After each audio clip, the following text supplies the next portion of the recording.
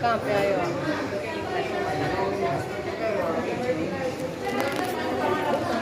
Guys, कैसे हो आप लोग? मैं अच्छी हूँ ठीक है। गाइस। ये मेरे पति हैं, ये मेरे पति हैं गाइस। और ये मेरी ननद है। और ये दोनों एक जैसी बहुत गंदी है गाइस। मैं बड़ी मुश्किल से टाइम काट रही हूँ गाइस। मैं बहुत मुश्किल से टाइम काट रही हूँ